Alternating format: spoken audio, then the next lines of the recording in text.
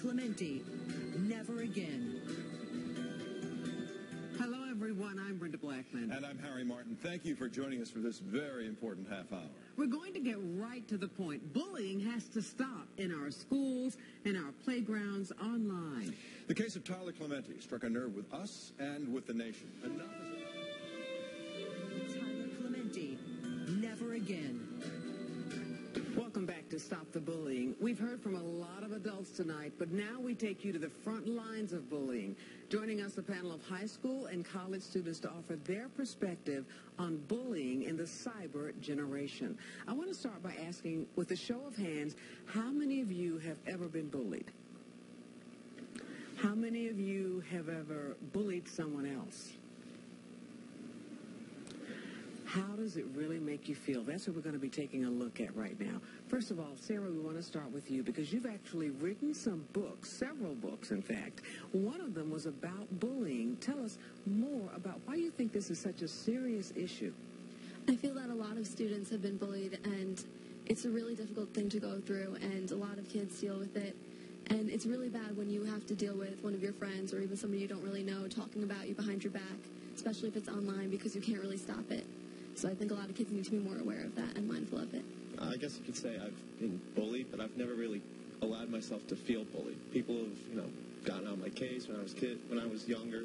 I was a little runt, but I just gave it back to people. So how do you stop it? So if someone's going to make fun of you or push you, you push back. You make fun of them. You turn the tables on them. I really disagree with that. I feel like that's one thing. If everyone had that mindset and mentality, that bullying would never really stop. And I mean, it's a problem that can't really stop, but we can make a difference. What would you do? For me, I would just, if you have a problem, you confront somebody about it, you can talk to them, but bullying and bantering back and forth, I really don't think that solves anything. I think that's just one verse, like eye for an eye. Sarah, when you first heard about Tyler, how did that make you feel? I felt terrible to hear that somebody would do something to such an innocent young person, and that a roommate would do that to somebody who they should have actually developed a close relationship with. And it's just so sad to hear that people are using technology, which is initially supposed to be a way for other kids to communicate and hold a friendship. It's just sad that they're using it for such cruel purposes. For all of you, what do you think other students can do? Do you ever just rally together yourselves? Do you want to do something? Do you feel the frustration at all? I feel like it's a want that everyone wants, but just the fact that people are scared to speak up, and they think that if they speak up, people are going to turn on them, or that they'll lose their stance in high school. Bullying still persists then, doesn't it? What can stop it?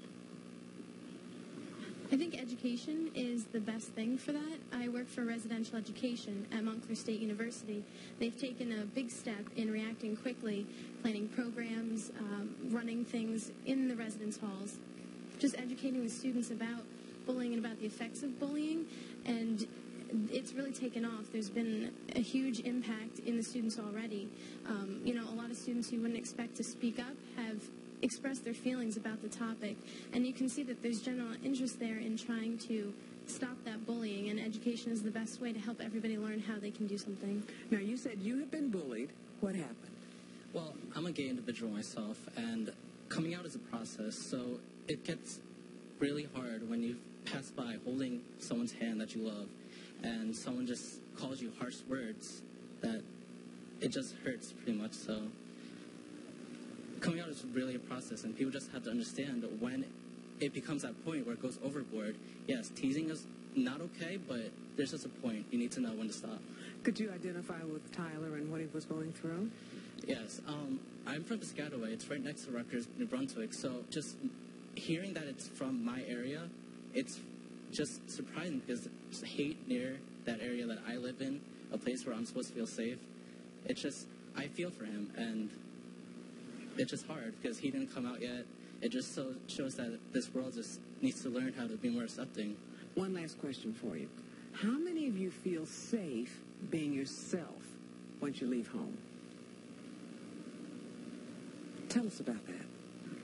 Luckily for me, I am comfortable with myself, and I know who I am, and that I can walk around and I feel safe and comfortable in who I am. Unfortunately, not many people feel that way, and that's really sad, though. But once you leave home, everything changes. Yes, it really does. But I think you just have to, sometimes, like, the world may change, but you have to stay true to yourself. Thank you so much for sharing with us, for sharing with others, and doing your part in helping us stop the bullying.